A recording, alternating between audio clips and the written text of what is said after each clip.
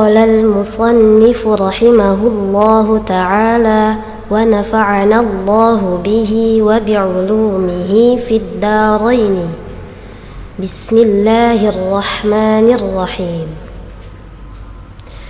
يقول راجي عفو رب سامعي محمد بن الجازري الشافعي الحمد لله وصلى الله على نبيه ومصطفاه محمد وآله وصحبه ومقرئ القرآن مع محبه. وبعد إن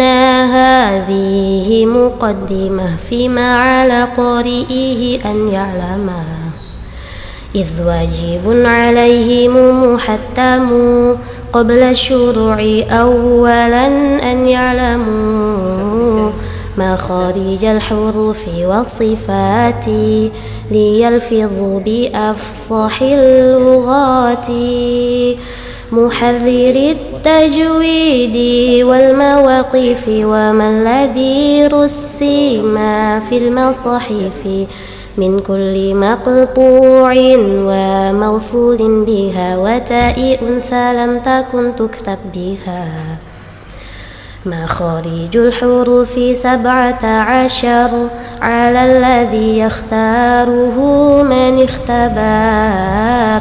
فألف الجوف وأختها وهي حروف مد للهواء تنتهي،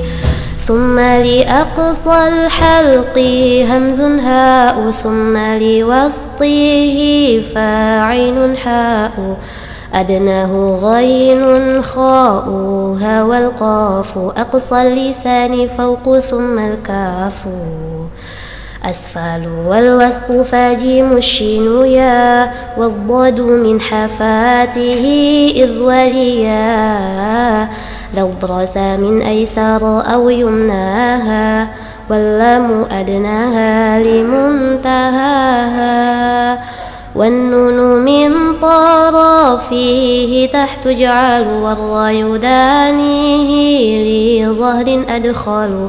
والطاء والدال واتا منه ومن عليا الثنايا، والصفير مستكن منه ومن فوق الثنايا السفلى، والظاء والذال وثال العليا من طرفيهما ومن بطن الشفاه، فالفم مع أطراف الثنايا المشرفة، للشفتين الواو باء ميم وغنة مخرجها الخشوم، للشفتين الواو باء ميم وغنة مخرجها الخشوم،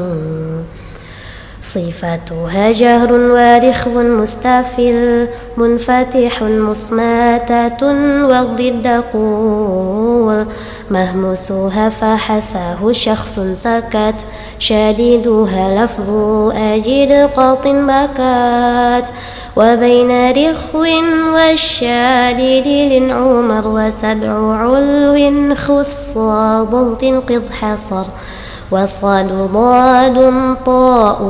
ظاء مطبقة، وفر من لب الحروف المذلقة،